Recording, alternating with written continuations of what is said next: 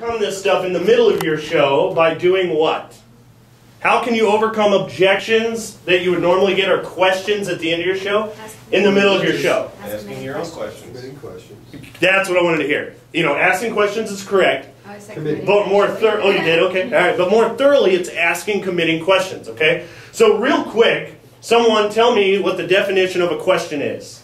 Just a question. Anything, yes, no, anything. Something that needs an answer. That's it. It's something that's asked that requires an answer, right? You know, and I use the same example every time. Mike, what color is your shirt?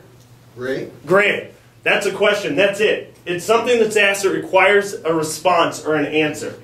Okay? Either write this down or record this. The definition of a committing question. Someone want to give that to me? Come on, vets. You've heard this 19 times, I'm sure. No? Okay. Committing question. All right, so this is a perfect example of what I'm talking about. If you're, go ahead. It's like asking how long their vacuum cleaner is going to last. Okay, I'm not picking on you, but I don't want an example. I want to know the definition of a committing question. Oh, definition? Yes. Something that makes them have to buy. Like, you ask it of them, and if they say no, then it makes them look stupid. Okay, that's explaining it, but I want the definition. Yes? A question where they're committing to already getting it when they know that it's beneficial. All right, here it is. Okay, and you guys are getting closer and closer. Okay, a committing question is something that's asked that does require an answer that overcomes a possible objection or question, right, that leads towards your objective. A committing question is something that's asked that requires an answer that overcomes a possible objection that leads towards your objective. Now, our objective here is to sell, right? So you can say it leads towards a sale, but you can use a committing question anywhere. So I'm going to say objective, whatever that objective is, right? So I'm going to say it one last time so you understand this. A committing question is something that's asked that requires an answer that overcomes a possible objection / question, right, that leads towards your objective. And I generally use the same examples, but hopefully this will make sense to you. And if you have a good example, I'd like to hear those too, right? But if you go and you say to your dad, Dad, can I borrow the car? Which is a yes or no question, right? So it is required, or a response is required, right? And so he just says yes or no. But if you already know why your dad might say no to giving you the car, that's plausible, isn't it? You know your dad, don't you? Okay? You know why he might say no. What are some reasons he might say no to letting you use the car? Always comes back. Go ahead. Always comes back with an empty tank. No gas in it. It pisses him off. Right? What were you going to say? He told me I'm not an attentive driver. Yeah, he told you what? I'm not an attentive driver. Ah, he said you're not attentive. You don't pay attention. Okay? Anybody else? I'm using it. He's using it? Okay, all right. Or maybe you keep it out too late, right? So now you can change that question. Apparently your dad did tell you that. Okay, so you knew. So the next time you go to ask for the car, you already know what the question or objection is going to be, so you can easily overcome it with a committing question. Okay, and so you might say to your dad, hey Dad, can I use the car? I promise I'll be home by 10 o'clock. I'll fill it up with gas, and I promise I'm going to have both my hands on the wheel, and I'm going to pay attention to everything. Okay? So what you're doing is you're getting your dad committed to the fact that as long as you do this, this, and this, yes, you can use the car. Now, does a committing question guarantee that you're going to get your desired objective? It doesn't. But would you clearly agree that it increases the chances of getting that objective or obtaining that objective? Sure it does. Because a lot of times, just like borrowing the car from Dad or getting the sale from a customer, a lot of times they just need peace of mind. Whether it's peace of mind over the price, whether it's peace of mind over what the equipment's going to do, your safety, his vehicle, whatever it is, a lot of times it's just peace of mind. They want to understand. They want to feel okay with their decision, whether it be giving you the car or purchasing our equipment. Okay, so understand the difference between that question and that committing question. And that's where the circle of objections whoever titled it years and years ago. Okay, that's where that circle of objections comes into play, and this is really going to help you.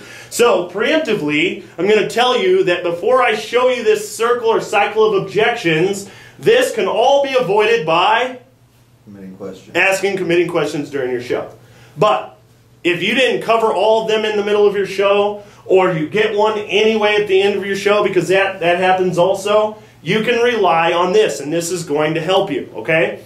So, you get an objection or question, whatever that is, an objection or a question, okay? At whatever point. The very first thing you need to do is turn it into a question. Okay, so you get the objection, which comes in the form of a statement. It always does. Right? I cannot afford it. I do not need it. I am too old. Whatever objection you're getting, it always seems to come in the form of a statement. Because they're trying to do that. They're trying to make a statement. So you immediately turn it into a question. And that's the very first step, and this is the easiest step. Just turn it into a question. And you can do this very easily. David, if someone says to you, I'm too old to buy this equipment, what are they really asking you? Were they really asking me if they're too old to buy it? If the objection is, I'm too old to buy it, how do you turn that into a question? How would you rephrase that, turn it into a question? So you're That's saying... why they need it. Okay? How is this going to benefit me at my age? There you go. And you do this in your own mind. Okay? And you can do it verbally, but you need to do it in your mind, you need to do it quickly. You just turn it into a question very fast. Eric, explain to me at my age why I still need this equipment. Okay? When all they said was, I'm too old. What you said was great. It was fantastic. Okay? You do it very quickly, and then sometimes you want to do it verbally. You may simply say, Dominique, so what you're asking me is, why should you get this equipment at your age? Yes.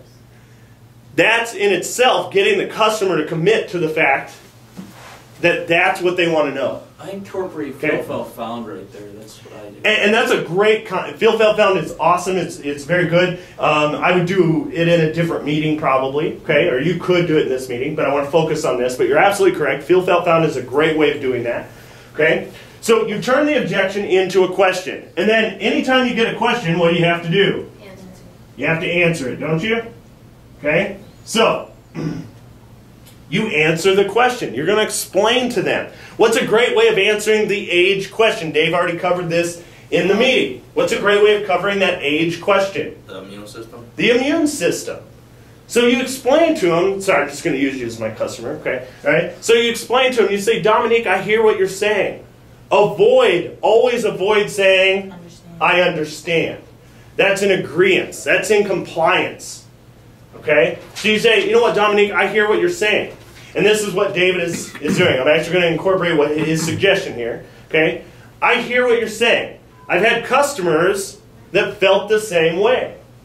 But what they found is that with the benefits of 24 hours of medical grade filtration and eliminating the source, that they're actually going to live a much healthier, happier life in their golden years. So that's a feel, felt, found incorporated with your cycle of objections, or circle of objections. Okay? So you get the objection, you turn it into a question, you do this very quickly, whether you do it in your head and just answer it, or whether you do it verbally and get the commitment from your customer, either way is fine. You answer that question, and then the very last part of this is you're going to ask your own question, which should be what type of question? Alternative. Very good. Alternative choice question. Okay? So, this is the cycle itself. You get an objection, turn it into a question, answer the question, and always end your conversation with who asking the questions. Who? You, the specialist. Yep. Yes, sir. I think there's a strong value to restating it in a question form, step 2 there, because it gives them, they can agree with you at that point. So, absolutely. Yeah, yeah.